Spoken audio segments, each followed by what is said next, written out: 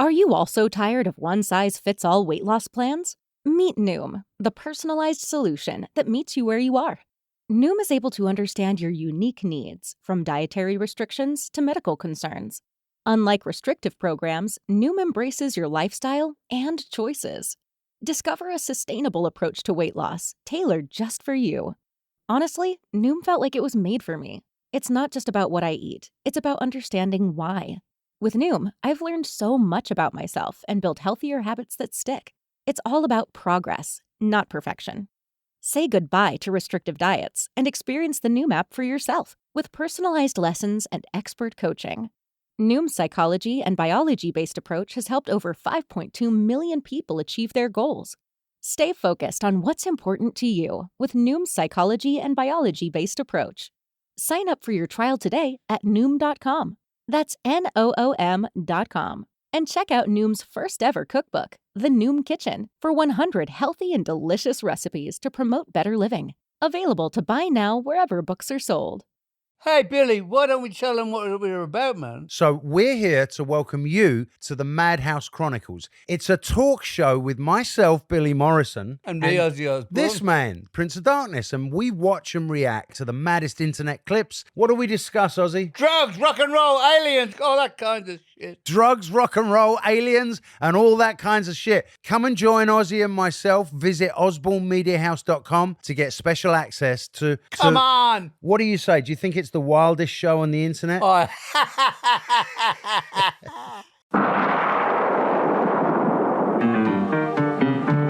Welcome to All About Agatha, the podcast dedicated to reading and ranking every single mystery novel written by the Queen of Crime, Dame Agatha Christie.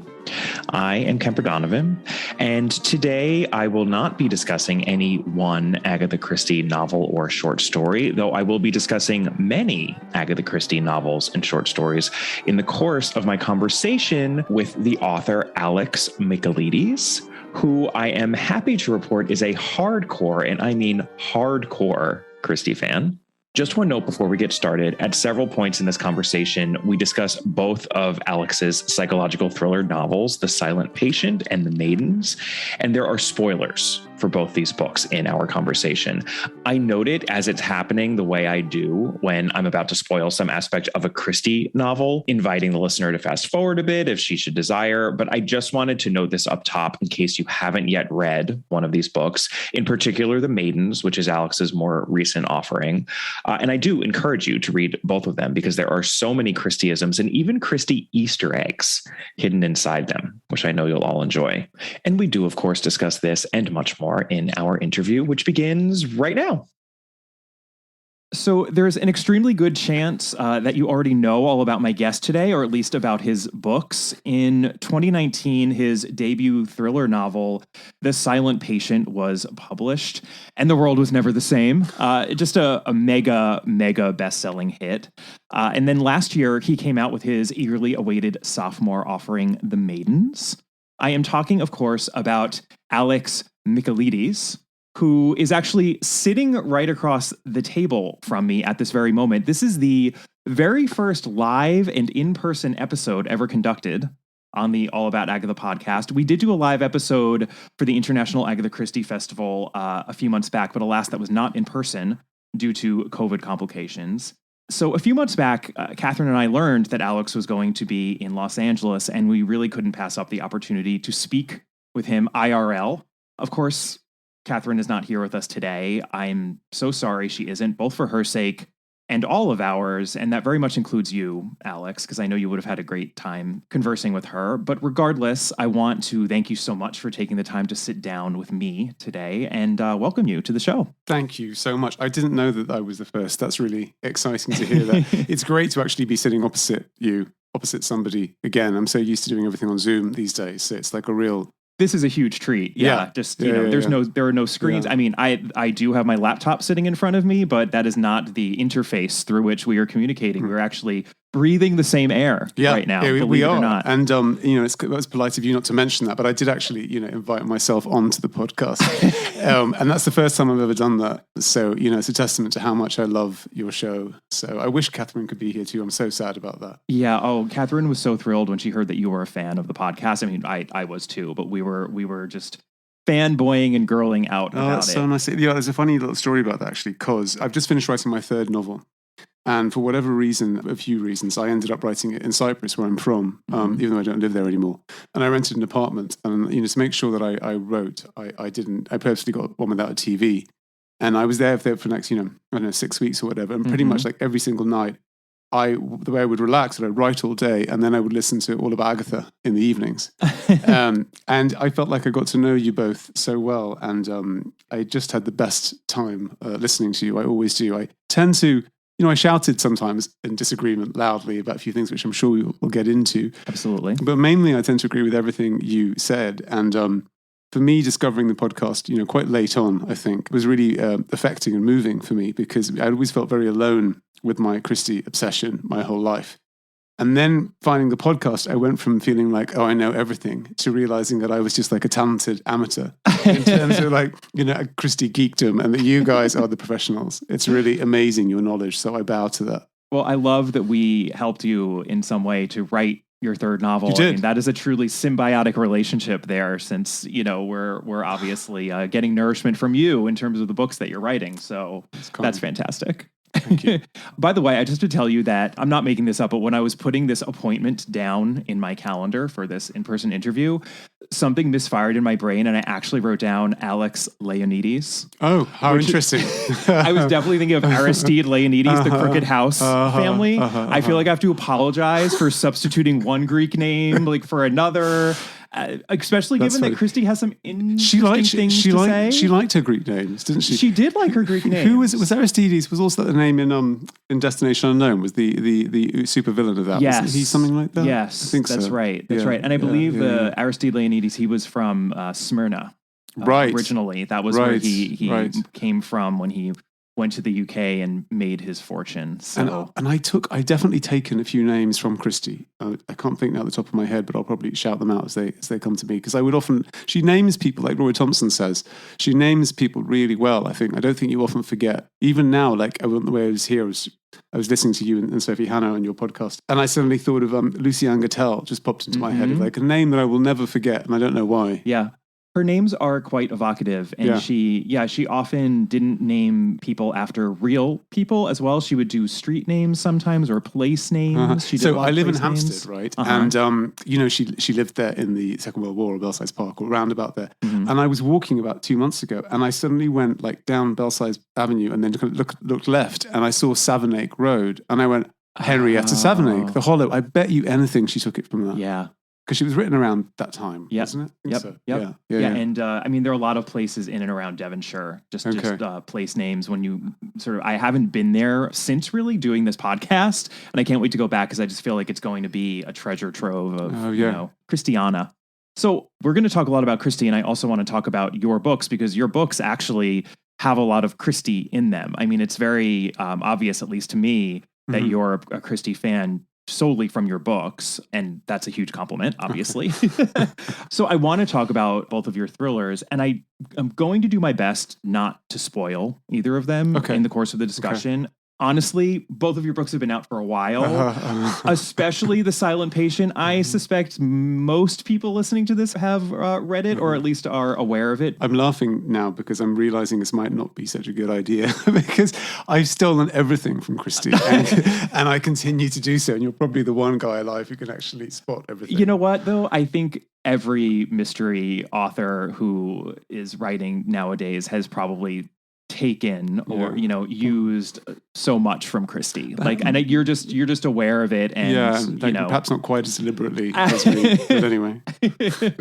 Just to give a sense of what your books are about, to help frame the conversation, especially for those who might not be familiar, in the very broadest of strokes, The Silent Patient, your first novel, is about a psychotherapist named Theo who is interested in, we could say obsessed with, a woman named Alicia Berenson, who's a patient at the psychiatric unit where he works. She has not spoken a single word since the violent death of her husband. She incidentally, seems to be the only person who could have possibly killed her husband, though any astute mystery reader will begin questioning that assumption as soon as it's made. I know I did anyway, as I was reading it. Theo is determined to get Alicia to speak and to figure out what happened, and from there, the mystery very much thickens.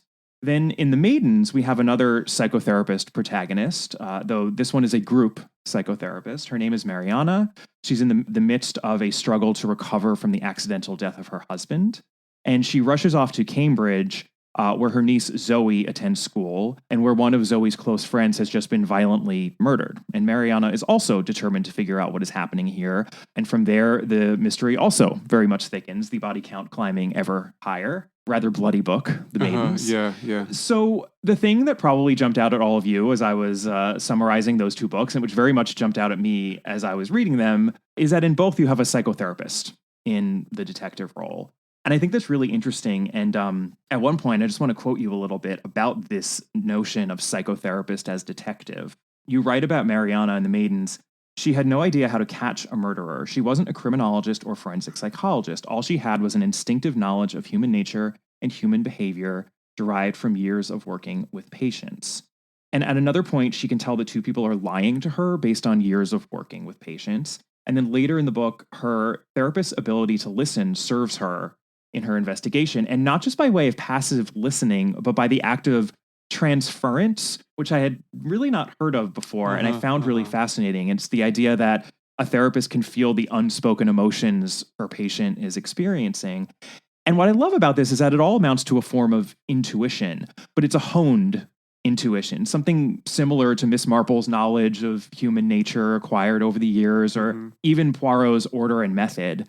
And it's a set of skills that both Theo and Mariana have spent years acquiring, and it gives them the ability to act as investigators. Now, I do know that you have firsthand experience in the world of psychotherapy. It's very obvious reading the books that you do as well. You are definitely writing what you know.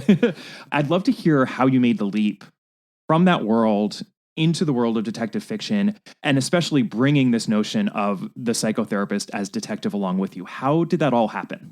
Yeah, well, okay, so it all goes back to Christie again. She's really everything to me, in such an incredible way. Not just sort of studying her and learning from her and trying to, because I do think she's a genius, but we'll talk about that in a second. But I feel that she also made me into a reader, and she made me into a writer. So it was pretty much everything. So I found her on my. I tell this story a lot because it was the most meaningful kind of creative experience I think I had was discovering this whole load of Agatha Christie's on my older sister's shelf. When I was about 13. And I grew up on the small island of Cyprus, and obviously before the internet, and there was nothing to do. So one summer I just sort of plowed my way through these books. And the first one I read was And Then There Were None, and I didn't sleep all night because I was so scared. And then I was just addicted and wanted to read another one.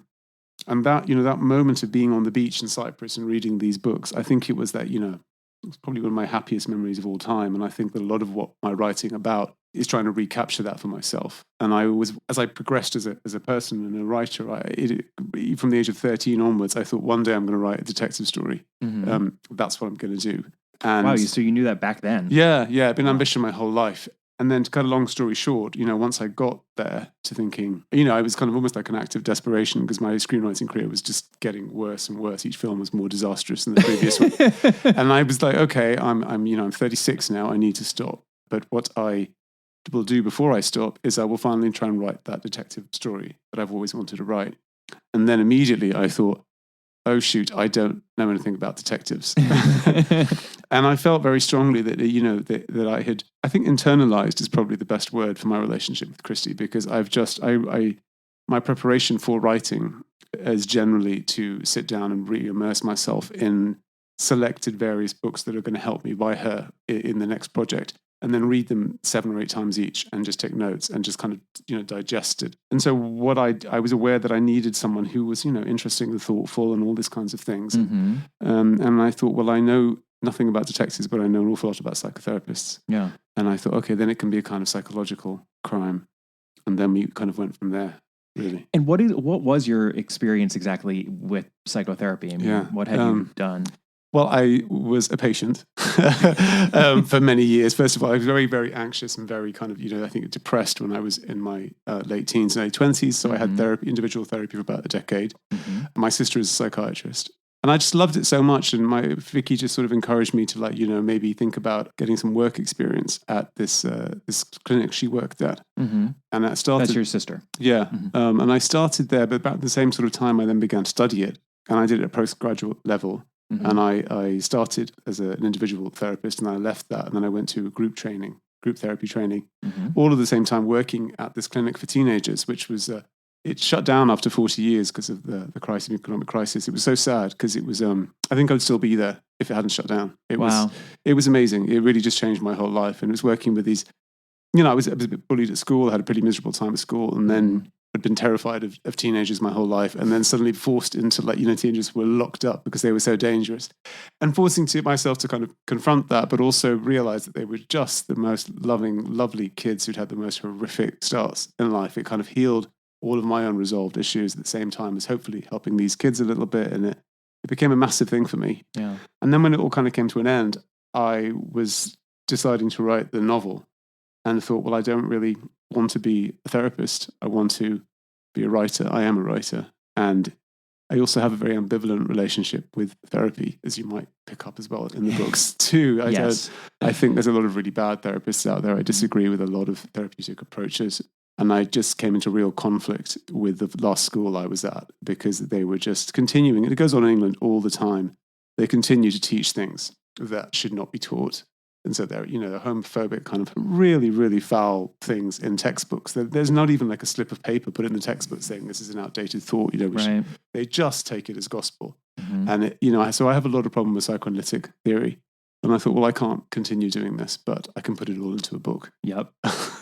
And so there, kind of went from there, really. It's certainly good fodder for a murder mystery. And I mean, you really do, I think, commit to the idea of what would make a psychotherapist a good detective in a way. And a lot of it is just empathy, kind of. Mm-hmm. It's, mm-hmm. It's like, that's sort of what you're training yourself to be able to feel what other people feel, and not just feel it, but understand it and try to help them, right? Yeah, and it's just interesting to take that and put that into an investigative mode. They are. Wasn't it Auden who said that every detective story is like a Greek tragedy? and I think that that's really true, because I feel that very much that they all kind of follow a similar kind of pattern: a detective and a psychotherapist and a tragic hero. They're all trying to investigate some mystery. Absolutely. That ultimately will involve them. So I have to ask, you finished your third novel? Yeah. Then? Is that one set in the world of psychotherapy? It has, so again, come back to Christie. It sounds so repetitive. I'm sorry. I just nicked this whole idea from her of setting all of the books in the same world. I just fell in love with that idea ever since I was a kid. Because it adds a kind of, intertextuality and a kind of, a realism, I think. It makes it feel very 3D when you encounter someone who has a tiny part in one book and then is a lead of another book and crosses over. And, yes. And having just listened to your Passenger to Frankfurt podcast, she does it better sometimes than others. And that's clearly a weak example. Yes. But it is lovely when characters pop in and out of each other's. So I've decided from now on, so the Maidens and the Silent Patient take place in the same world, and a couple of characters cross over. Absolutely. So it's a similar kind of thing. Now I'm doing. None of the characters are psychotherapists. I would like to write maybe one more about a book about a psychiatrist, but then that's it. I'm done. I don't want it to be the shtick that I do like for every single novel. I just felt that for the second book, I still had more stuff to say about group therapy that I hadn't managed to get into the Silent Patient. So I thought I would get it out then. But it's tricky that, but I'm scared about getting known as that and being sort of expected to do that when I don't really have much interest in doing that. Right. Longer. You have to set all of your mysteries in, the world of psychotherapy. Yeah, no, I could understand that would become confining after a while. But I was going to ask you, I'll just go off of what you were saying about the continuity between the Silent Patient and the Maidens. I think it's one of the most fun aspects actually of the Maidens is seeing how that world is interconnected to the world of the Silent Patient. I mean, it's not really a spoiler as to the mystery, but we find out it actually takes place before the Silent Patient takes place, which is interesting. And the protagonist, Mariana, ends up almost sort of being the catalyst for what happens in the Silent Patient completely unknowingly. And I really love that. So then I assume you did that very intentionally. That's this sort of weaving of the I did that for my editor, actually, just because I love Ryan dearly, and I just thought it would make him laugh or make him smile if that suddenly appeared in the manuscript. So I kept it a secret from him until he read the book. And then a lot of people have liked that. So that makes me kind of happy. It's also like a nice Easter egg and like a gift to everybody who read The Silent Patient that Absolutely. the same character, the hero, kind of pops up. Absolutely. No, I think I love that. I love when Christie does it, and it's true. She's inconsistent. Sometimes sometimes it feels a little sloppy. The infamous one always being that Raymond West's wife changes names just halfway through, and it's like, why didn't an editor pick that up? I have that big question. And I've searched in like in Laura Thompson's biography, she quotes a lot of really bitchy editorial memos that were passed back and forth. And I'm like, why weren't they editing her? Exactly. Why were they not saying, this doesn't work? Or, change this? Or Yeah. maybe she was at that point uneditable. I know. Well, and I she don't did, know. she didn't like necessarily taking editorial direction, but I have to think that if it was really just a basic matter of, no, this name is incorrect, that she would have been like, oh, okay. Yeah, I don't think she would have taken issue with that. I think it was more when they were trying to change dialogue. Yeah. Or maybe they just weren't even reading them that closely themselves, I guess. My theory you is should have that been there, Kemper. I should have been there, right? I mean, my theory is that, especially in the later career, she was so, and because you see this with uber successful writers, it's almost like the machine knows that it's going to be successful no matter what. So you don't have to be as careful because you just know that it's going to be bought or watched or read or whatever. And I think that's a shame when that happens because the success came about because of excellence of product to begin with. So you want to really be able to maintain that. And I think she generally actually did, even though we all like to carp about those later careers Christie novels, which I'm in the middle of. There are still some good ones in there and often good aspects even of the bad ones. Yeah, I mean, I think, I wonder how much of it was down to her dictating,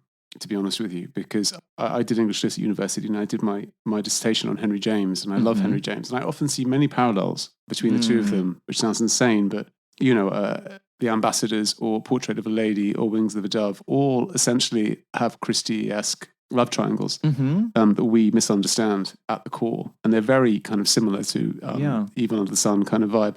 But he switched to dictating about halfway through his career. And you can tell. Oh, I didn't realize that. That's fascinating. Just like his secretary recorded a monograph or something, detailing her experience of him. And it was hilarious. So she would just sit there and he would just literally go to the window and smoke and then say hello to somebody who was passing outside on the cobbles and rye, and then go back and continue a sentence. And so no wonder the sentences got longer and longer, and the paragraphs got longer and longer, and it became this kind of... With all of those clauses, there's nothing like the multi-clausal Henry James sentence where you're like, is this still going on? Because I don't even remember how this sentence began. A friend of mine tried to read the first page of Ambassadors like 6 times, and she kept just giving up every time because you just need a paragraph break at some point in 17 pages. It's just so much. But and I think there's something happened with Christie too there, where I get the sense that later books are just the reminiscences of an older woman sitting down with a dictaphone and a cup of tea, and I think the written medium is best left to actually writing. Yeah, right. I think so. Yeah, I think you lose something with that dictation. Though I had a lovely chat with David Baldacci recently, and he said, like me, I'm sure Sophie Hannah would say the same thing if she were here. This technology still isn't quite right because your brain still moves faster, and I get so angry with myself because my fingers are clumsy on the keyboard. And that little sentence has evaporated by the time I'm able to get it down. Yeah. And so what I tend to do now is just make a lot of notes on my phone or even record myself on my phone, which is full of spelling mistakes. But at least you can get something more immediate. Yeah. Yeah, that's really interesting. Well, I'll ask you, since you just mentioned Sophie Hannah so casually, your second book, The Maidens, is dedicated to Sophie, actually. I'll always point out a dedication when it's notable. I sometimes talk about the Christie dedications. And this is how the dedication reads: to Sophie Hannah for giving me the courage of my convictions. Yeah. So what is that about? How do you know Sophie? And what exactly does this dedication mean? I'm intrigued. Sophie is amazing. I'm such a big fan of Sophie as a writer and as a human being. She's just a great person. And she has been really, really helpful to me, like massively. So I was working on an idea for The Maidens, and I had this kind of concept of what I wanted to get to at the end, and I just couldn't make it work. And I was getting increasingly distressed about it, and I decided to abandon it and to write another version of the story that was simpler and easier to pull off. And then I went to Trinity College, Cambridge, where I studied, and I stayed very, very close to one of my old professors there, Professor Adrian Poole, who taught me English. And turns out, and this is what I love about pre-internet stuff, it turns out that Sophie was there at the same time as the resident creative, I think it's really got a crazy title, like Commoner in Creative Arts or something like that. Essentially, it's like a kind of creative writing 2-year stint where she would help students. And of course, I didn't even know about this because there was no announcement. There was just like a piece of paper put on a notice board that I walked past a million times and missed. So I had no idea she was there. And then all these years later, Adrian said, well, why don't I have lunch with you? And then you can have a coffee with Sophie afterwards and I can introduce you and you can chat. And so we did. And I was left alone with her. And she has a way with her, as I'm sure you are aware of, you kind of just end up answering things that she asks you. So I, at that point, had not told a single living person about any of my thinking about plots or how I was going to write The Maidens or what I was working on. She just said, okay, so I love the first book. Tell me the plot of the second one. And I went, oh, okay. And so I told her this new revised simple version. And she kind of pulled a face and she went, oh, I was kind of expecting a little bit more after The Silent Patient. And I was completely devastated by that. And I said, well, actually, it's funny you say that because there's this other idea that I just can't pull off. I don't know how to make the ending work. And she said, tell me that idea instead. And so I told her that. And then she kind of leaned back in her chair and she said, that's a really good story. And she also said, don't worry about the similarity to one particular Christie novel. She said, that's fine. And I was like, okay, which made me laugh. And then she said to me, and she's one of her teaching techniques, because now she also coaches me as well as a writer. She does. Yeah. Sophie, I don't think we've talked about that on the podcast, but one of Sophie's, I don't even want to call it a side project at this point. It's really one of her passions is to help other writers at varying levels. I mean, look at you. I mean, you're obviously super established writer, but also completely newbie, unpublished writers. She has this gig as a coach and she's fantastic at it. It's something, she's also, apart from being a fantastic life coach, there's just something a bit, the word witchy is the wrong word because there could be any less witchy than Sophie Hannah. But every time I spend any time with her or listen to her on the webinars or the podcast or whatever, my writing improves. She just has this way of unlocking, giving you permission to be the best person that you can be and the best kind of creative person. Yeah. And so I was sitting there in Cambridge and I said, look, I can't write this because I just can't make the ending work. And so she said, well, if God came down right now and told you had to make the ending work, what would you do? And then by the time I got on the train to go back to London, by the time I got back to King's Cross, the idea had appeared in my head and I had solved the whole thing and I knew how to make it work. And it shows me that I knew the answer already. I was just my own worst enemy, as I think we often are, and sometimes Sophie's the kind of right person to... So she saved that book. You know who she was. She was the Mr. Quinn to your Mr. Satterthwaite, right? Yeah. I mean, Mr. Quinn is the catalyst, and he basically just tells Mr. Satterthwaite, well, you've already figured it out. You can do it. You can get there. So she's Mr. Quinn. And there's something, yes, she is. And there's something she's so sure about everything as well that I think it just made me feel like, okay, well, if Sophie thinks I can work it out, then I can work it out. Okay, if Sophie walks off any cliffs and, just sort of dissipates into thin air, that's when we're going to start getting very nervous. But until then, hopefully that will remain a metaphorical comparison. Yeah, but unless she does a spin-off version. After Poirot of the Quinns, but she probably will have enough. Right. Yeah, she should.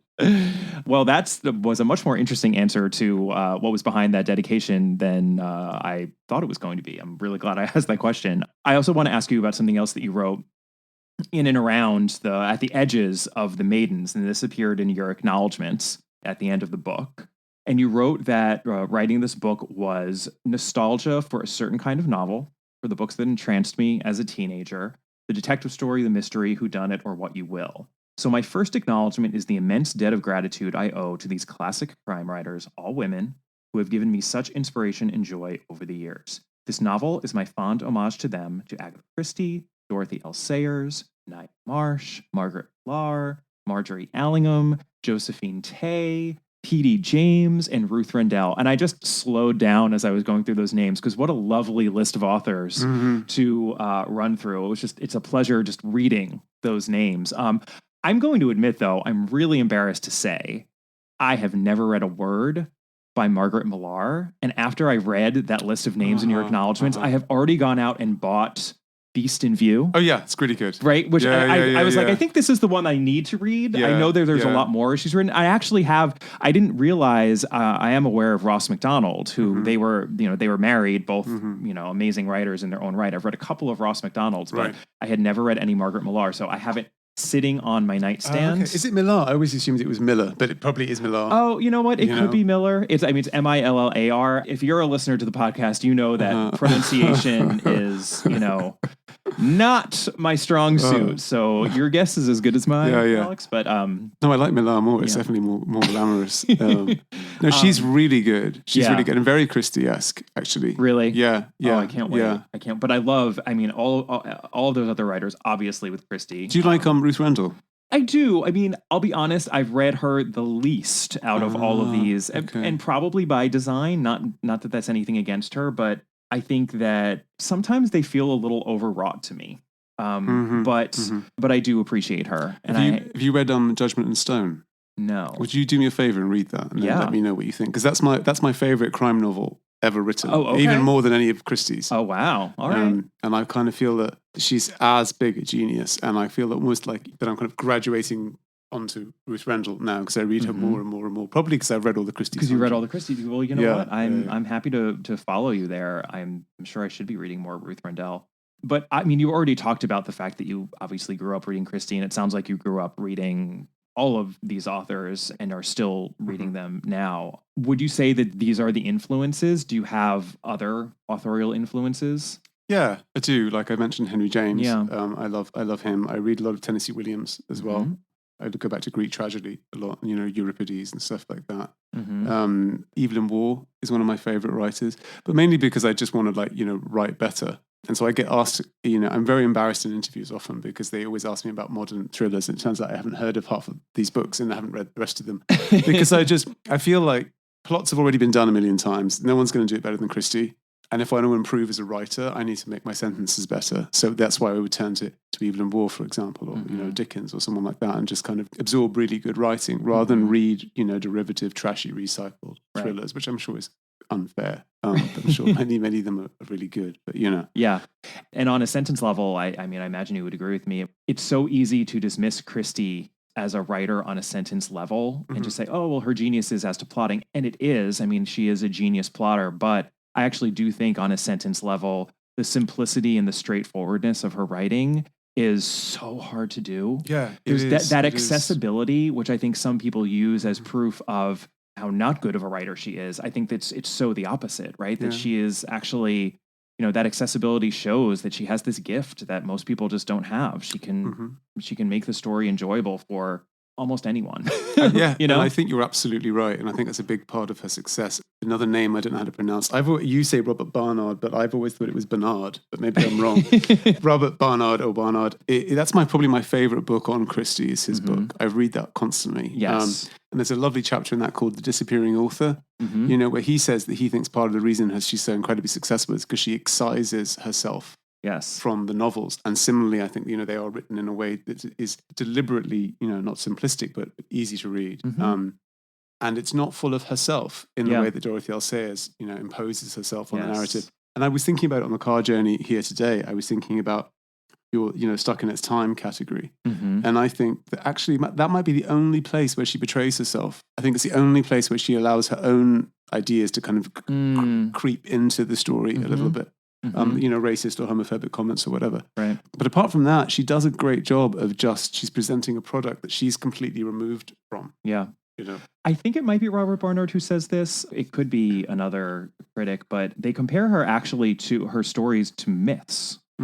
The idea that, there's this basic elemental kind of thing going on there with the characters where they do fall into these types, these sort of stock types, but so do the characters in myths, right? And that's why they have that folk fairy tale kind of attraction to them. Maybe that's why we like to keep rereading them. That's why we like to keep rereading them. And I think it's also why we encounter them. Especially a lot of avid readers encounter them for the first time. I've made this point before in the podcast, but it's worth repeating, and especially with you, that I think a lot of avid readers read Christie when they're young, and they also read myths. They read mythology. I could not get enough of ancient Greek myth. Me too. When I was a kid, and I could not get enough of Christie. And I think there is a similarity there to the way that she's writing. It's as if she's crafting something as elemental as a myth. And obviously, almost all children can't get enough of fairy tales. And it's not because they're only good enough for children. It's just because that's, the point at which we can gain an appreciation for them. And then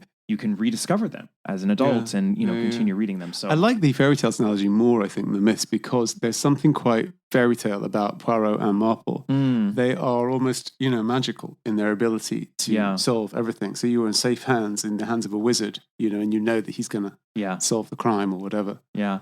Well, I'm about to drop the Nemesis episode. So that is one where really, Miss Marple as avenging literal ancient Greek goddess. One of my favorite titles. I've always wanted to nick that one. I think it's such a good title. Oh, isn't it a good title? Yeah. It's one of her best titles for sure. And she didn't always do good titles, but I want to actually talk about The Silent Patient for a second, and I'm going to get a little bit spoilery. This is where, if you haven't read The Silent Patient yet, if you're, one of those 5 people, fast forward, but there's obviously an element of classic detective fiction. And I think it's more obvious that you're blending classic or golden age detective fiction and the contemporary psychological thriller in The Maidens. I think that, at least to me, it was much more obvious. But you do it in The Silent Patient as well, and very much so in the shocking twist in the end. So again, fast forward if you haven't read it, but also fast forward if you haven't read The Murder of Roger Ackroyd or Hercule Poirot's Christmas or Endless Night. Or Endless Night or Curtain. Any of those books? So. But, your twist is very much in the vein of those novels, because our first person narrator, Theo, ends up being culpable. Although, crucially, and this is what I think is so brilliant about this book, basically, I just want to show you how well I think I got your book so that I can impress you. He's not the one who did it, so to speak. Alicia actually did do it. And I was really thinking about this, and I was like, this book is great. And this book became such a hit. And what is it about this book that's so satisfying? And part of it is that it's propulsive, but there are a lot of propulsive thrillers that I think don't break through in this way. And what you did, and I'm curious if you did this knowingly, but not only do you have a Christie-esque twist in Theo having been culpable, but you actually set up on an emotional level a double bluff situation. And, Christie's always loved the double bluff, the idea that the most obvious person seems to have done it at the beginning. Then you spend 80% of the book proving that they couldn't have done it. And then the last bit of the book, you're like, nope, actually they did it. Yeah. And what you have, so it's like you present, well, Alicia seems to have killed her husband. And then, of course, I'm thinking as mystery, I'm like, well, she didn't kill her husband then. Something else happened. And on an emotional level, what you actually do set up throughout the book is, well, no, this is someone who deeply loved her husband, could not have killed her husband. This is just impossible based on who Alicia is. It just couldn't have happened. And the culpability on Theo's part is that he sets things up such that when we find out what happened on that fateful day, right, when Alicia's husband was killed, we do realize, oh no, he actually unknowingly, but he still did it intentionally. He set her up to, in that moment, actually want to kill her husband. It's an emotional double bluff. Yeah. It's not in the material world a double bluff like Christie, but it's on an emotional, almost psychological level a double bluff, and that is so satisfying. So I think that's part of also just the genius of that book. Thank you so much. That is so kind of you. And that's so great to hear, because yes, that was intentional. And you were clearly my ideal reader, because what I was trying to do was to do what I love about Christie or Hitchcock is my other major influence in life. I forgot to mention him. It's particularly Hitchcock, but she does it organically. He's very conscious of it. I've read a lot of stuff of him talking about it. And so it's about a game that he's engaging with the reader or the viewer in his case. And so, yes, you want the whole time. You want to think, I reread The Hollow 10 times before I wrote The Silent Patient, because I love what she does with Gerda. And, you think, oh, it has to be Gerda. Right. And then, of course, it is Gerda. Yeah. But, she takes you on this whole kind of thing. Yeah. It is about that. It's about the journey, right? It's about the journey. And also what I did, and I've just recently had this conversation with Sophie Hannah, because I went and did a little bit of teaching at her Cambridge course. It was a real revelation for both of us, because what I think for me is what Christie does at her best when she's operating at her best. And I wouldn't say she is. I love her as much as Sophie Hannah, but I'm less forgiving. And I'm probably a bit more like you. And I get just a little bit, pissed off sometimes when she's not operating at her best. Right. And so I'd say when she's at her best, which is only, I would say, a handful of them, but still that's pretty good batting average. Oh, yeah. I think it was Laura Thompson who put it best. The plot twist and the character resolution occur in the same beat. Yes. And when that happens, you're not just left feeling like, oh, that was a clever twist. Now I'll go and get some bacon and eggs and move on with my life. You're left feeling emotionally jarred and upset. Yep. And that's my goal. That's the one thing I really, really try to do with the Maidens, and also The Silent Patient, and hopefully with every book I'll try and write, is it can't just be, I think, a revelation and a twist that excites you on an intellectual level, I think there has to be an emotional aspect to it, like a massively emotional aspect to it too. So, no, absolutely. Yeah, I think the way she puts it is that the character solved the puzzle. Okay. And Five Little Pigs is sort of the pinnacle, I think, of that, but also Evil Under the Sun and a number of others. But and there's it just slots not into just place. solves the puzzle, but is emotionally devastated by it. Yes, too, and or the climax in some way kind of destroys them. Like, yes, the end of Five Little Pigs is so incredible. It's Catherine would always say, I mean, for her, I don't know if I actually agree with her, but I know for her that hands down the best writing that she thinks Christie ever did is that final chapter of Five Little Pigs. I completely agree with that, and I think and I read there was a lot of Five Little Pigs that went into The Silent Patient, and I read that constantly at the same time as well, because I was just aiming for that. I think it's her finest work. It's not the one I read the most often. No, because it's not zippy. It's a bit of a drag to get through. Well, and once you really know it, I mean, it's the repetition is the point, right? Yeah. It's the Rashomon. But the point of view is great. So everything in the Silent Patient where everybody has a different point of view on Alicia, and some people hate her, some people love her. Right. That was all lifted from Five Little Pigs, because I went through that thinking, okay, look at all these different shades. Yeah. These prisms that she's presenting here about these characters. Yeah. So while we're on the topic of twists, we talked about the Silent Patient twist, which I think everyone almost universally loved. Quite honestly, it's a big twist, and it worked for a lot of people. I was interested, in looking at the response to the Maidens. So this is a moment to fast forward if you haven't yet read the Maidens. There's some people who critiqued the twist at the end of the book as requiring too big of a leap. Mm-hmm. And I'm just going to spoil what the twist is very quickly. So again, fast forward, you haven't read it. But, the twist is that Mariana's beloved husband, who died in this tragic accidental death, he turns out to have been a predatory monster, right? She really did not even know who he was. And this whole, would-be serial killer plot was actually concocted by him for purposes of murdering her so that he could inherit her money. And it's why you have my favorite clue in the book, I'm the so glad clue. I know what you're going to say. I'm so glad. You're the only person. I expected every single person to pick up on that, and you were the first person to say what you're about to say. Of the ABC murders? Yeah. Seriously? Yeah. I guess people just don't either read closely or are aware of the story.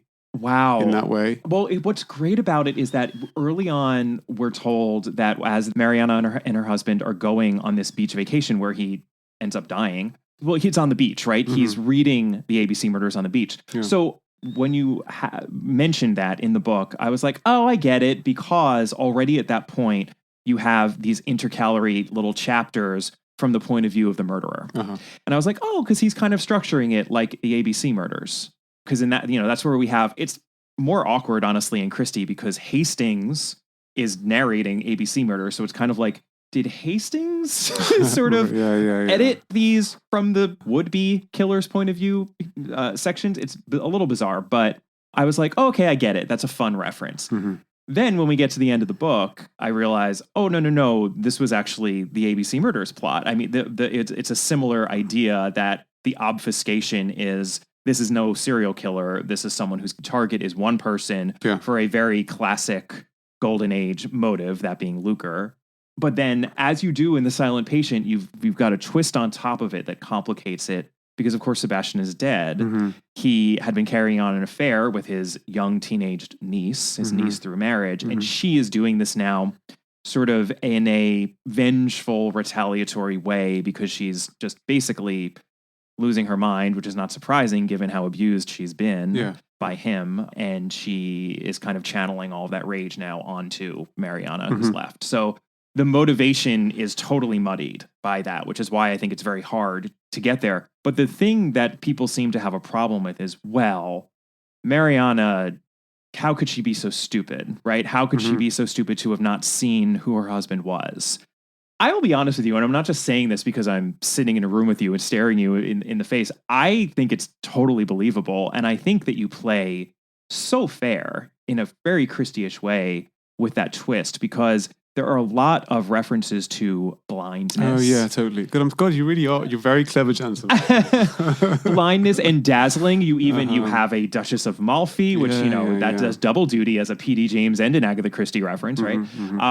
But I think we're constantly being reminded that people don't always see what's right in front of them. And I will even note, and I wonder if this was on purpose, in my hardcover copy of the Maidens, the female head of a statue depicted on the cover, the title is over her eyes, i.e. she's blind. Yeah. So, It's true. It's true. I think all is fair. And by the way, I will point out when I think it's too much of a leap. We're not going to go into Murder in Mesopotamia, but I think that was a situation of a wife being a little too blind. Yeah. But I'm just curious how you felt about that. Absolutely. I agree. That's what I was trying to do. You know, whether or not I achieved it is a whole different thing. It's also about, Greek tragedy and blindness and the way that we just don't see. You could say Oedipus is an idiot. He doesn't see what's right in front of him either. Right. And so it's about kind of, moving from darkness to light, from blindness to vision. Yeah, and that you were 1,000% right. I was really careful and deliberately trying to see the idea of blindness and dazzling. But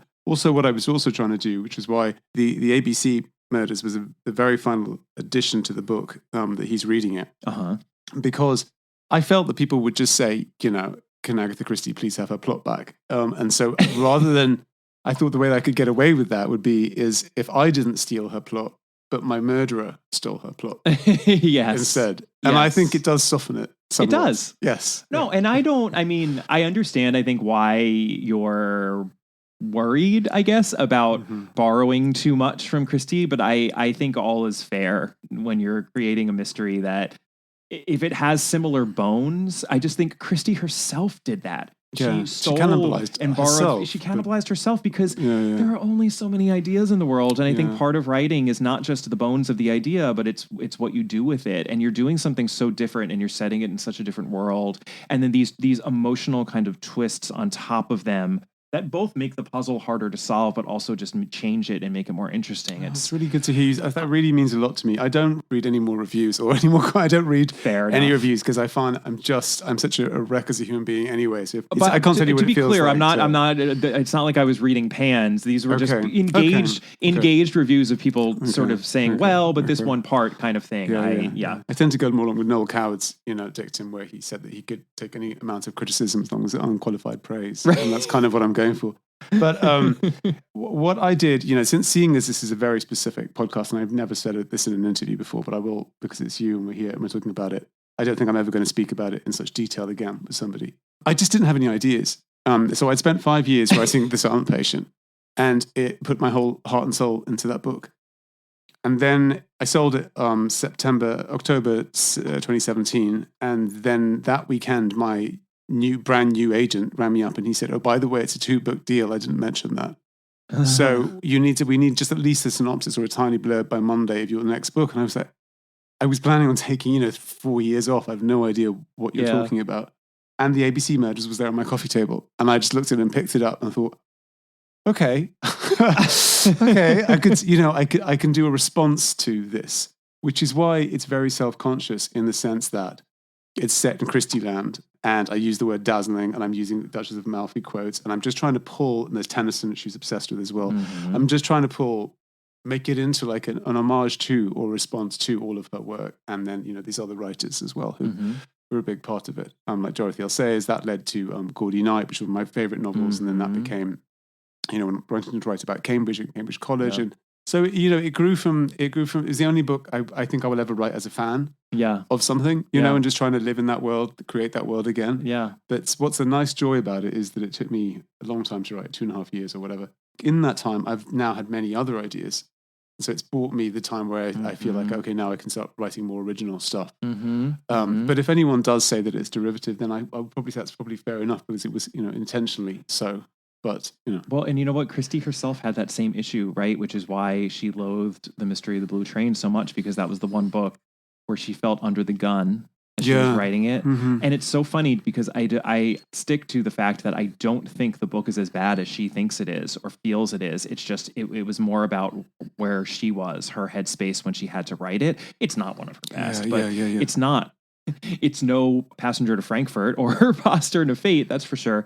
And then after that, she had, she put those books in reserve, not immediately after, but she had those 2 books that she was able to publish at the end of her career, which we're going to get to very shortly. And I think she struggled, with the same sort of issues that you're talking about. And you do need time, and you need almost like the mental cushioning. Yeah. You just need to be in a, like Patricia Highsmith said, whatever it takes, drugs, alcohol, meditation, get yourself into a happy place before you write. You have to. Yeah.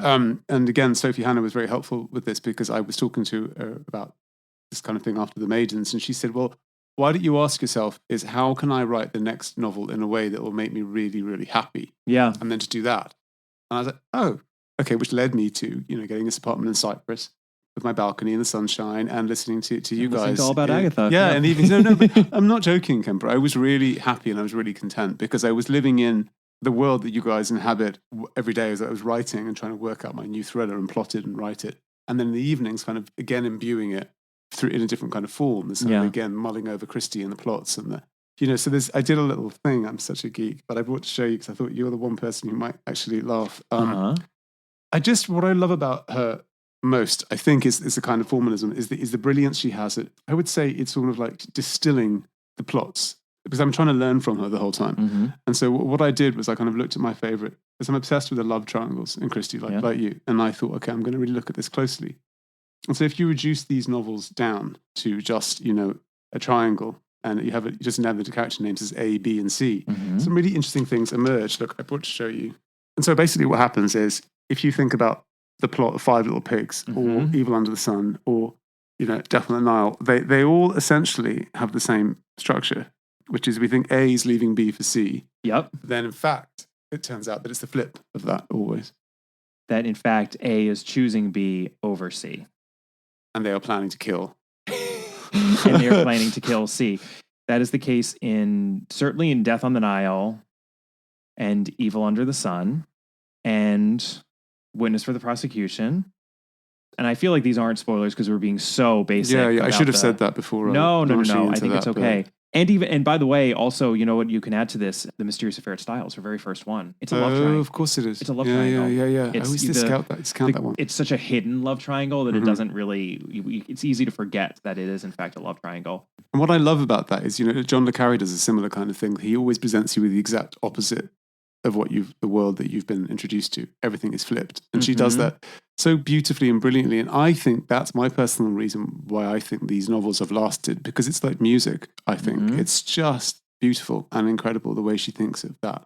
And this is borne out by this sort of analysis, because she does do something slightly different with the ABC in Five Little Pigs, right? So fast forward if you haven't read Five Little Pigs, because I'll just get specific about this, but it seems as though Ammius is leaving his wife for Caroline, his mistress, right? Ammius is leaving Caroline for Elsa, but in fact, Ammius loves Caroline and Elsa. He's leaving Elsa for Caroline. And really. He's basically leaving Elsa to come back to Caroline. Yeah. So instead of Ammius and Caroline conspiring to kill Elsa, what actually happens is that Ammius becomes the victim. And it also, by the way, it is almost always one man and two women. Yeah. Is that right? That's right. Yes, which leads me to another point that I wanted to mention just before I forget. One of the reasons I really, really love The Hollow is because I think it really demonstrates to me what a creative genius she is. Because I think that you can say, I know you've said before, and other people have said that the character of John Christo in The Hollow is based on another character in Christie's life. But I can't help but hear Christie in Christo. I just can't. And I think about him as this kind of, sexy, charismatic guy. And I immediately think of Archie. And I then think that, well, what any other person in that situation would have done when they have been the wronged wife is that they would then make the lead character the wronged wife and identify with her. Right. And she doesn't do that. Instead, she makes the mistress the subject of her authorial sympathy, which to me is it just blows my head. It really does, because it's so brilliant and almost transcends human nature. Does that make sense? No, it absolutely makes sense. But what is also, I think, revealing is that in all of these scenarios, often, again, it's the mistress who then ends up being the murder victim, right? Or as in Five Little Pigs, it actually is the man who ends up being the murder victim. But in all these scenarios, you have a seeming split between husband and wife. Yes. But in fact, the Yes. split was not actually real in all of them. And it's the ultimate wish fulfillment for her. And I really think that she never got over the fact that her first husband left her. Yeah. And I also think, to add to that, I think that's what made her into a writer. Yes. Because I think before that, she just is like, it's the jewel heists and the silly plots. Except for the murder of Roger Ackroyd. That's the only one. She did Roger Ackroyd before the disappearance. But it's true. And I think actually Laura Thompson speaks very eloquently about this, and a couple of other people. I actually, and I swear I'm not plugging my Patreon account on purpose, but I just covered this story, Magnolia Blossom. Oh yeah, I listened to that. Oh, you did? Yeah. Which was written in 26, right before everything went, kind of went to hell in her life. And I think that you can see her already, because her marriage was on the rocks at this point, struggling with all these issues. And when you read Unfinished Portrait, also with her Mary Westmacott, that is as close to a fictional autobiography as she got, especially on an emotional level. It's much more revealing actually than her real autobiography. I should read that. Oh, you have to read it, because it's fascinating reading. We did a Patreon episode on this too. It's fascinating reading Unfinished Portrait and her autobiography, the early chapters side by side, because it's literally like the same incidents. Oh, wow. The names have been changed, but the incidents are the same, but she adds emotional color to it. And you really get a sense of what it was like being married to Archie and what it felt like when that marriage dissolved and fell apart, and what her emotional state was during the disappearance. You still don't get a clear answer on the disappearance, but you definitely get the why of it. Not necessarily the how, but the why. And I think what you also get in Unfinished Portrait is this idea that she was able to focus and latch on to her career after that happened. And in that Magnolia Blossom episode, I pulled out a quote from her autobiography where she talks about her state of mind as she goes on that first trip, that first solo trip to the Middle East, which was not the trip where she met Max. She actually met him the next year. And the key is that she went alone, and that she made a decision. She changed her mind at the last minute. She was going to go to the West Indies, and then she went to a dinner party and someone was talking about Baghdad, and she was like, I'll just go to Baghdad. I'll go to Iraq. Fun. She was doing something on her own, and she had not been that kind of a person up until then. And she was choosing to be bold and to be courageous and to be her own person and to do what she wanted to do. And then very quickly that turned into that run of novels in the 30s, which is just astounding. I mean, that is the work of a genius. And I don't think she would have gotten there if she had been married to Archie still. Yeah. Definitely. And I think she never would have been able to access a kind of real emotional depth of feeling and pain and all this kind of stuff. I think it's the motivations of the characters and they become so much deeper.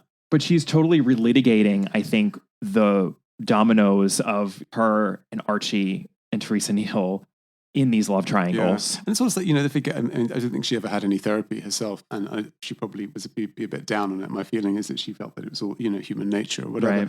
So there is possibly the argument that all of this was kind of playing around in her unconscious, and she wasn't fully aware of this deck of cards that she kept playing with the whole time. But. No, absolutely. But I've been really struck by that. I think it's just sort of comes down to the wish fulfillment of the fact that the original pair, and they're not always even married, but the original pair in these love triangles, I think almost universally is intact at the end of the story. And that's also why, Death on the Nile, which we've all been talking a lot about recently, that's why Death on the Nile is so powerful. The pair, not to spoil anything, I won't be specific, but the pair at the end who we thought weren't together but are, they really don't have a happy ending, but they have an ending in which their love for each other is intact. Yeah. Again, that was a little bit what I was trying to do with Zoe and Sebastian and the Maidens. I think that's one of her most affecting endings for sure.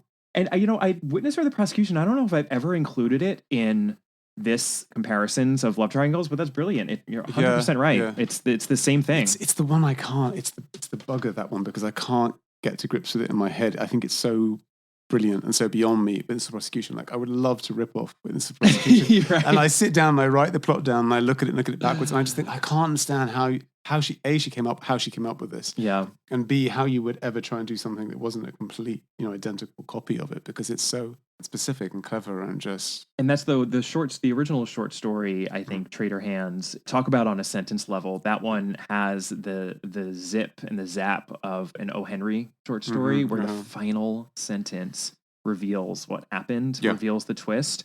And then you're just kind of, it's like you're left having slipped off of a tightrope and just staring down into the abyss. And you're just like, oh my God. Yeah. And there's nothing left. It's so good. I just read that theater book. I can't remember who wrote it. You know what I mean? The Julius Green? Yes, that's Julius Green. I forget the name like that. Such a great name. And I actually love the addition to that is now removed, when they put it on or whatever, the two witness prosecution.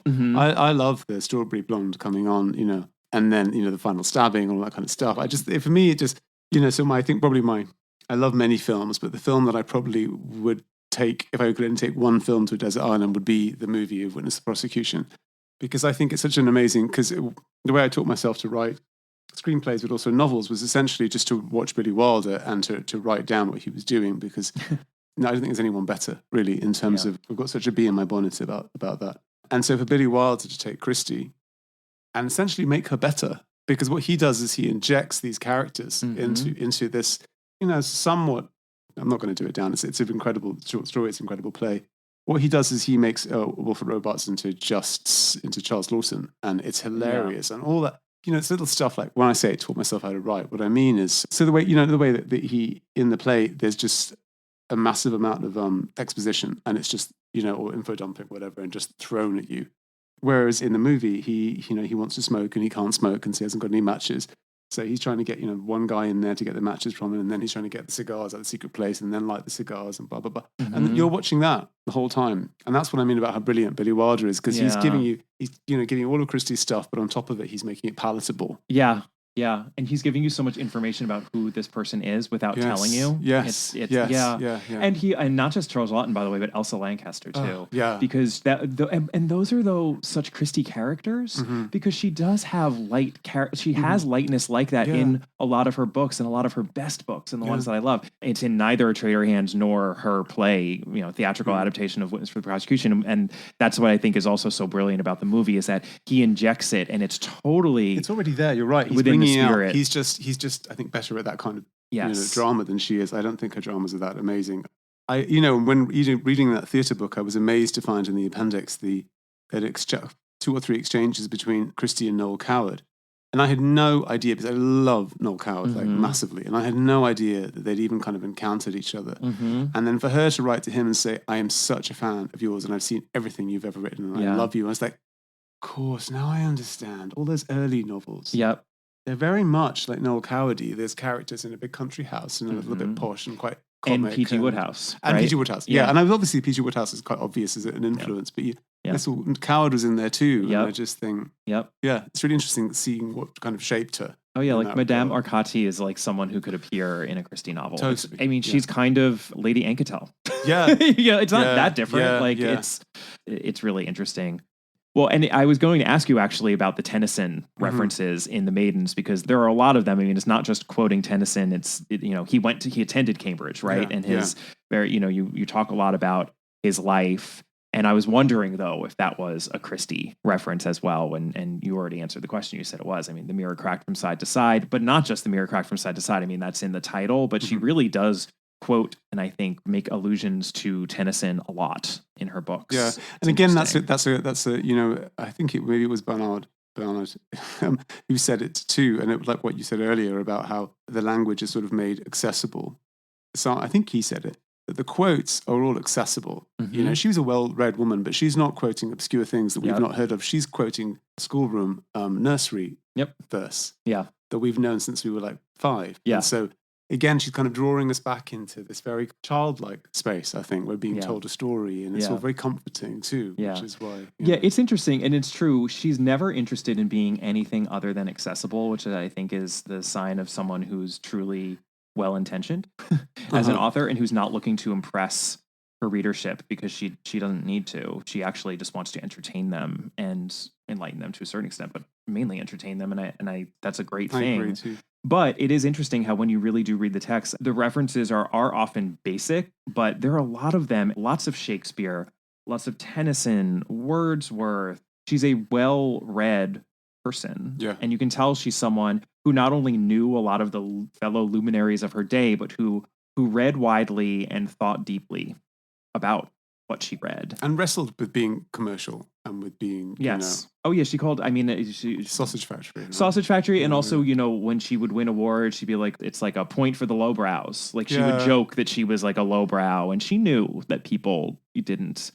necessarily have the respect for her that they had for more seemingly highfalutin material. Yeah. But Yeah. they haven't sold as many copies as the Bible and Shakespeare. So the joke's on them ultimately. I have to mention, because it falls under the trope of never underestimate the help. So in Catherine's honor, I had to mention that I also did appreciate there's just this kind of throwaway reference that made me chuckle. At one point, the porter in the Maidens, Morris, he becomes a prime suspect, and you say, who goes unnoticed around college? Who don't we see? A man in uniform, a man with a perfect right to be there, a porter. And It was taken from Death in the Clouds. thank you. I was just about to say, without spoiling, I won't get specific, but I was like, I literally wrote in the margins, Death in the Clouds. Yeah. That's why, you were probably a really dangerous person. I've set myself up to something quite stupid, I think. No, but that's the level of which how closely I read her and take, because I think that's what I was trying to do with that book, and I wouldn't do it with every book. I was trying to create that experience. So I wanted it to be comforting for somebody who loves her as much as I do to recognize these things. And there's a whole load more in the book where even things like, there's a cliched line that you and Catherine have brought up a few times where she says he was more alive than, always felt more alive. It's her way of describing someone being, vivacious or whatever. They felt more alive than other people, blah, blah. She uses it in every single book. Yes, so I put that in there a couple of times too. Yeah. Like, even like on that minute level, I wanted it to make it feel like. Yep. Well, and one of the characters too is named Clarissa, which that's always a little. Clarissa Miller, in fact, which is Christie's maiden name. Yeah. So yes, that was on purpose too. Right. Yeah, right. yeah. It's yeah. that was a little under the radar. I caught that one. And one of the characters likens herself to Clytemnestra, actually, which, having just covered Nemesis, that's also that happens there. And there's a creepy folly in yes, of course, and that was there because of Christie. Of course, it was. Yeah. Always beware decorative architectural features in the great outdoors. Yeah, right? and beware. and beware an actress as well. So always be in a beware. play and stuff. So all that kind of stuff was in my mind too. Yeah.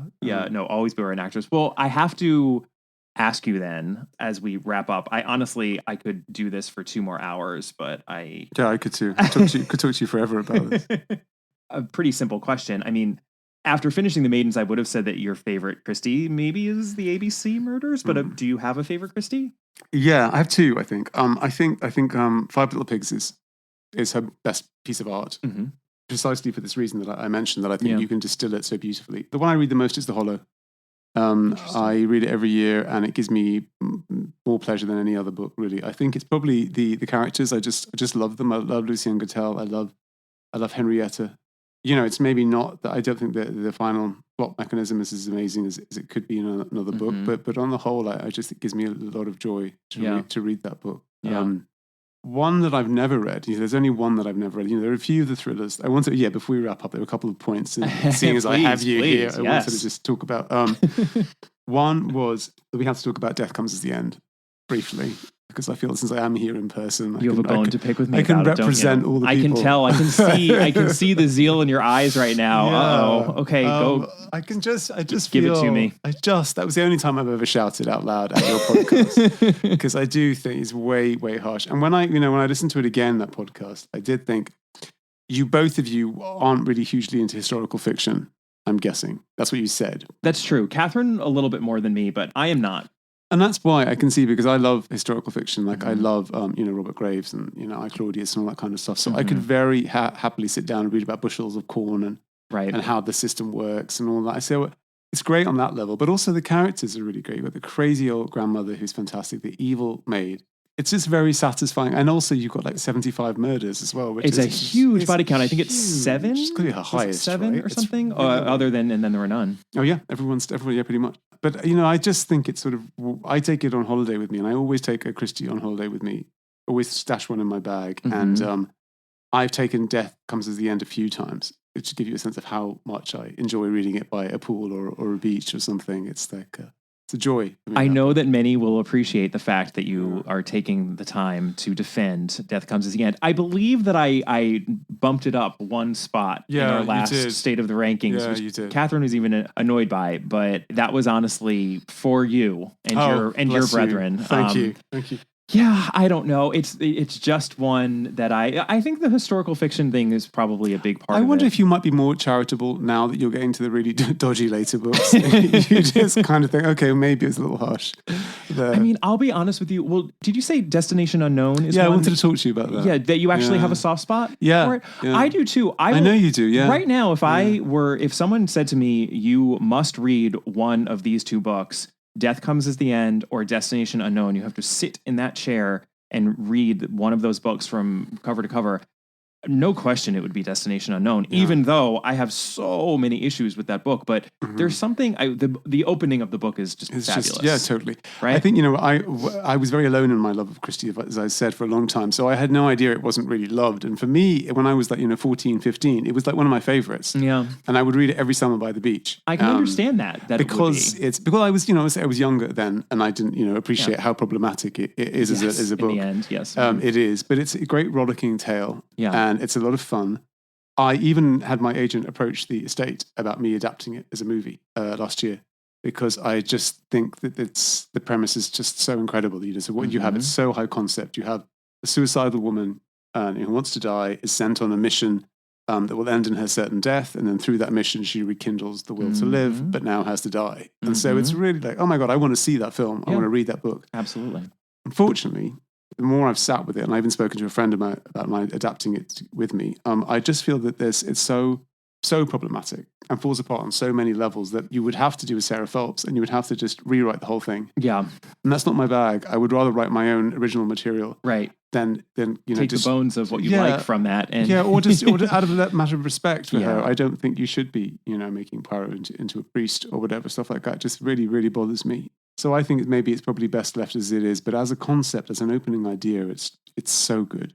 It is so good. I agree with that. I mean, it's one of the few, right, that hasn't. There was a script written, I think. Oh, was there? I think there was a script written, ages ago. Like you'd have to just. I mean, the madness of it, the ballet dances, the symphony orchestras, all like in the leper colony. Well, it's very. Have you? I think I don't know if I probably did reference this in that episode, but it's very The Prisoner.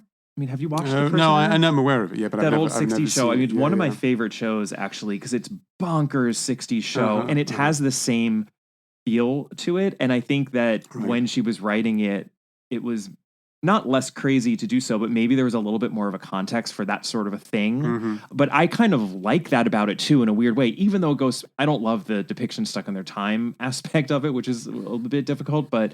When it goes so spectacularly sort of off the rails and so it gets so ridiculous, we're like, where could this possibly be going as we get to this compound? And it's like, well, it doesn't fall flat. Like it doesn't disappoint because that is crazy. She's like, going to like the beauty shop and getting her dresses. And it's just like, okay, I guess you're doing this, Agatha. Sure. I liked kind of it in that way that she has of making you just accept stuff. I accepted it. It wasn't until I listened to your podcast that I actually sat down for the first time and thought, this is insane. It's completely mad. It's completely mad. But I get wanting to adapt that actually. So Five Little Pigs, sort of your... Five Little Pigs and The Hollow. There's only one that I've never read. So I've tried to read, as I said to you before we started recording, I've tried to read They Came to Baghdad and Postman of Fate and Passenger Frankfurt several times each, and I've never made it all the way through. So I really respect you for actually doing that. Yeah. The one that I've never read, like Catherine, was Curtain. Oh, wow. Because I just didn't want it to end. I knew how it was going to end, and I didn't want to read that. And I'm really weird like that. I'm still like that with a lot of my favorite things. So one of my favorite books is The Pursuit of Love by Nancy Mitford. And Linda Radler is, one of my favorite, if not the favorite character in fiction for me. And she dies at the end of the book. And whenever I read the book, I will skip that chapter. And there's a TV series that's made in the 80s that I just love about Love and Nicole Climate and The Pursuit of Love, and I just don't watch the last episode. But even now, I could tear up talking about it. And so there's something about wanting it to continue indefinitely forever, Yeah. And that's what I like about Sleeping Murder, which I have read, because Miss Marple doesn't die at the end of it. It's true. There's this sort of timeless element to her, and having just read Nemesis, which is the final Miss Marple written, she actually has a lovely, almost sentimental, but in a good way, send off at the end of that book, which I just love because she's happy. It's Miss Marple is happy and she's going to enjoy herself, and that's it. And yes, Sleeping Murder kind of just adds to that sort of timeless quality, whereas Curtain, it's very, very different. It's going to be interesting to talk about that, because I think, funnily enough, a disagreement that Catherine and I had, which I haven't talked about this on the podcast before, but we were mid-debate because we, of course, have been going through in publication order, and I, unsurprisingly, can be a bit OCD. And I was like, well, we're going to do Curtain and finish with Sleeping Murder because that is the publication order. And she was like, I want to finish with Curtain.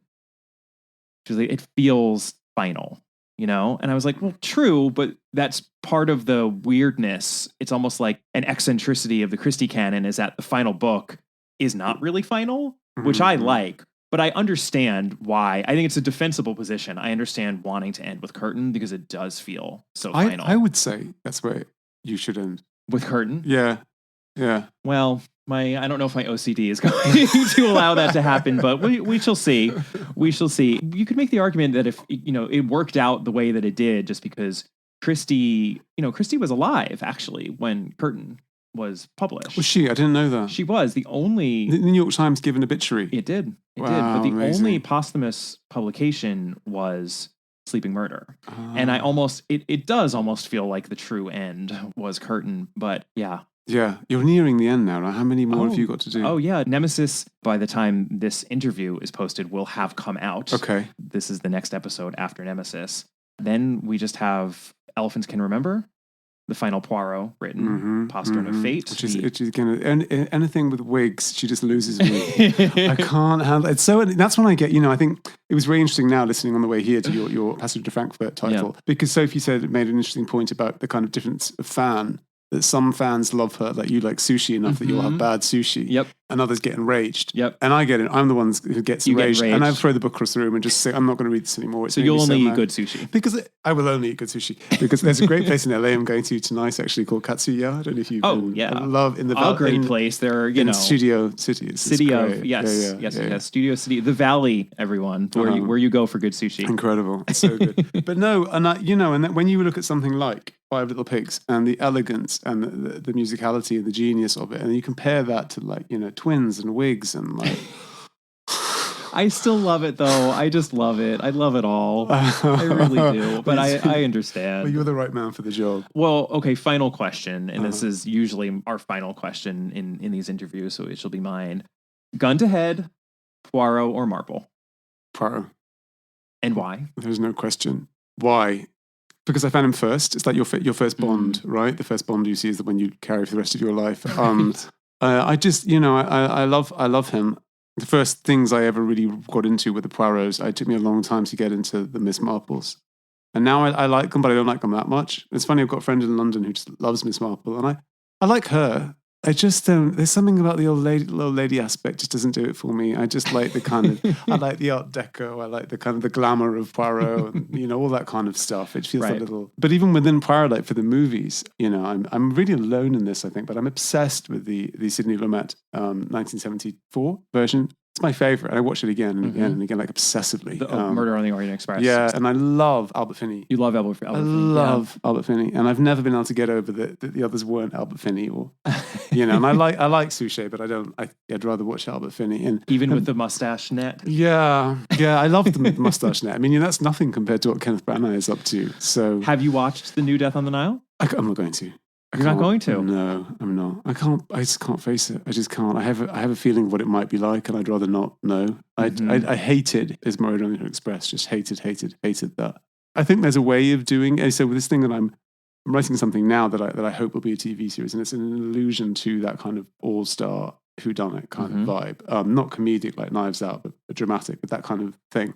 And there's a way of doing it brilliantly, I think. Mm-hmm. And I just think it just seems to me that it was just doing it by numbers. I don't really feel like it was. What are you going to do an episode on it? I actually, by the time this episode is released, I will have a Patreon. Oh, great! Not to plug my Okay. Patreon, but I'll have a Patreon episode in which I really deep dive about the Death on the Nile movie, because I do have a lot of thoughts. I'm mixed on the Kenneth Branagh project, because I never want to fall into the trap of getting angry if the adaptation isn't quote unquote faithful, because I think we've done that. I think we've done the faithful adaptations. I think the purists have David Suchet. They have Joan Hickson. I love Joan Hickson. I watch those ones all the time. Yeah, no, and they're fantastic. Yeah. And while I'm not going to sit here and defend everything Sarah Phelps has done, I do think that especially some of her earlier work in adapting Christie is really interesting, and some of it really good. Others not so much. Well, it's not even that it's not good or bad. I think she's obviously incredibly talented and really, really good at what she does. It's just, for me, just brutal. And it's just like, well, then just write something else. Don't do that and change it so much. Changing the murderer, changing the backstory of the hero, changing the plot so drastically. I suppose. I think that if by doing that you are shedding light on an aspect of, say, for example, Poirot's character, that you couldn't have done if you had just done something more straightforward that was like duplicative of what Suchet or someone else had already done. That would you do that to Sherlock Holmes? Would you give him a whole different backstory and not expect people to get a bit upset? We're buying into that. We're not watching a Sarah Phelps original. I mean, I think she's great and really talented, and so I don't mean to be. Yeah, she's probably listening as well. I don't think she is actually, but okay. I think she actually tries to have as little to do with Christie outside of whatever she happens to adapt as possible. I believe that that's her process, but. Okay. You could say that the Sherlock series was taking some liberties. I suppose not so much necessarily with backstories or things like that. And I think a lot of the decisions made there, and actually Michaelides is listening, because I know he is a listener. I love him too. Absolutely love him and love what he's done, and he and Stephen Moffat did with that series. But you could say that they're taking liberties. They actually also did. I'm apparently just going to keep on bringing up Patreon, but Catherine and I did a super, super deep and broad dive into Dracula, where we... Oh, yeah, I listened to that. Yeah, we covered the text, and then we covered a bunch of different adaptations.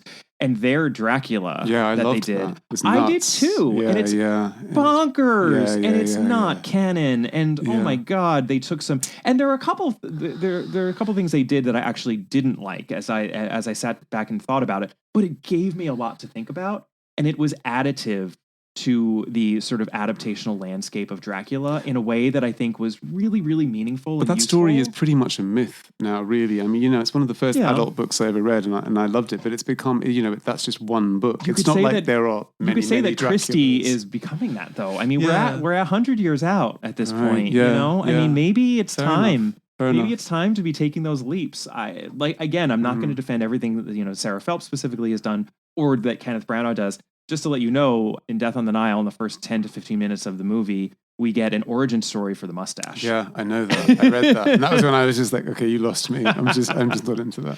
And a shock ending also as to the mustache. That I can't bear. Yeah. Okay. Shock ending. You can probably guess what that is. But yeah, it's, I don't know. I'm never going to be mad at those liberties taken, but I do think you have to defend them if you're going to take them. And I think that sometimes you can defend what Branagh has done in those movies, and other times you can't. And is he going to do another one? Do you know? I don't know. To me, it felt like he was potentially setting up an adaptation of The Murder of Roger Ackroyd. Okay, believe it or not, which is really hard to do, because that's one of the few of the Suchet adaptations that I think is not successful. I agree with you. It's right? It's almost impossible. It's impossible. We shall find out when they do the Silent Patient movie whether or not you can. Well, you know what? I mean, that should actually. Thank you for bringing that up. I Plan B, I believe, right? Is on board as the producer. Not too shabby of a That's producer. exciting. Yeah. What is the latest?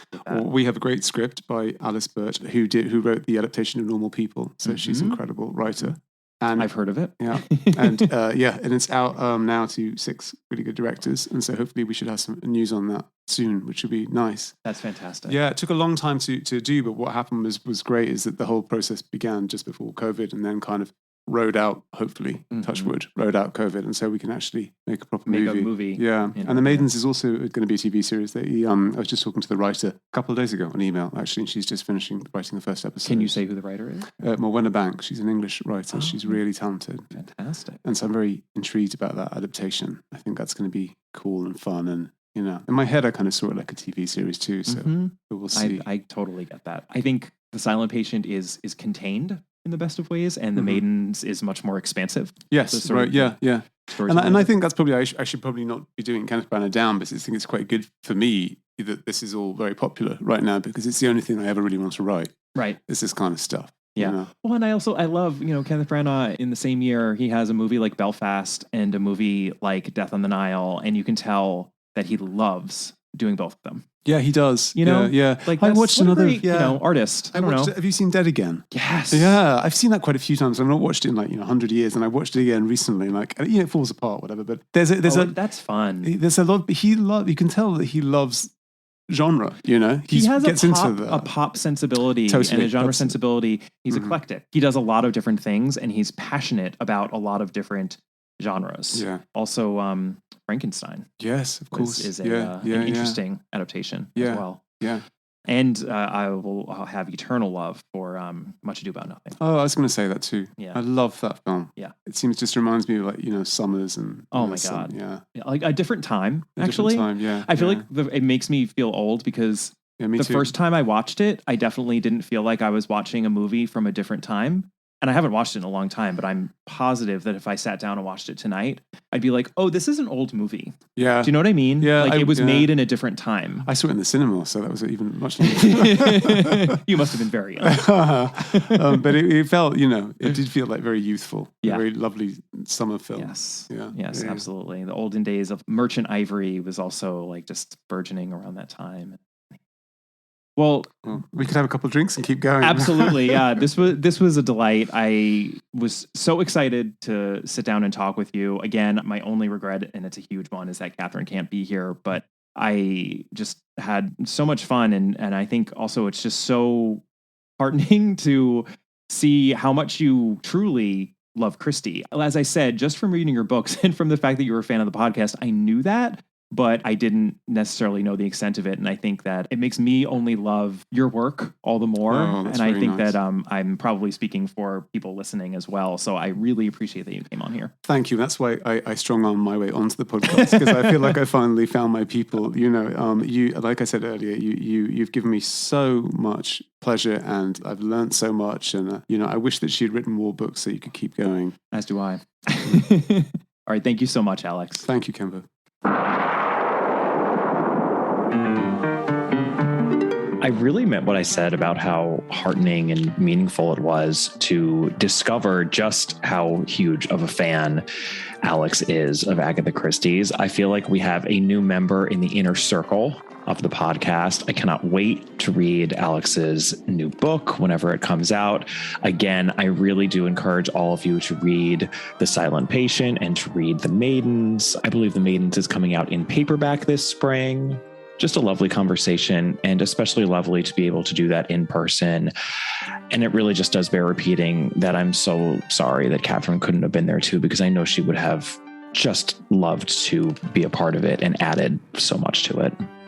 Well, that interview went so well that for my next episode, I am doing another interview. I don't like to post interview episodes back to back. I know that this is an Agatha Christie podcast, but these interviews do have a lot to do with Agatha Christie, as my conversation with Alex proves. And this is also going to be the case with my next guest, who is another fabulously successful author. This is Nita Prose, who wrote the recent best-selling mystery, The Maid. So if you've had that in your queue for a bit, this is an excellent excuse to read it before the interview comes out. In the episode after that, I will be covering a Poirot short story, Wasp's Nest. And of course, the next novel that I'll be covering is a Poirot. It is the final Poirot written. Elephants Can Remember. And I'm just going to tell you right now, because I'm so excited about my guest co-host for that episode. It's going to be Mark Aldridge. folks. You hear his name in every episode. He has been interviewed multiple times, and it was inevitable that he was going to come on as a host. And having recently written one of the foremost guides on Hercule Poirot, I could not pass up the opportunity to have him come on for a Poirot novel. In the meantime, if you would like some more content from me and Catherine, you can head on over to our Patreon account at www.patreon.com/allaboutagatha. You can email me at allaboutthedame@gmail.com. And you can find the podcast on Twitter at allaboutthedame and on Instagram at allaboutagatha. And if you haven't yet done so, please take a moment to rate and review the podcast. It's a big help. And I'll see you next time. Bye.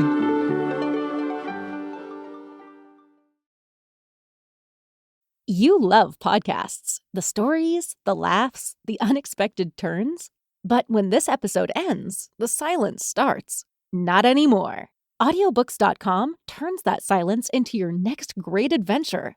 With over 450,000 titles, from bestsellers to hidden gems, your love for listening just found its new best friend. And because you already know the joy of audio, we're giving you 3 free audiobooks to start your journey. Imagine your favorite podcast, now with unlimited episodes. That's audiobooks.com. Keep the story going. Sign up for your free trial at audiobooks.com/podcastfree today. Because for podcast lovers like you, the end of an episode is just the beginning. That's audiobooks.com/podcastfree.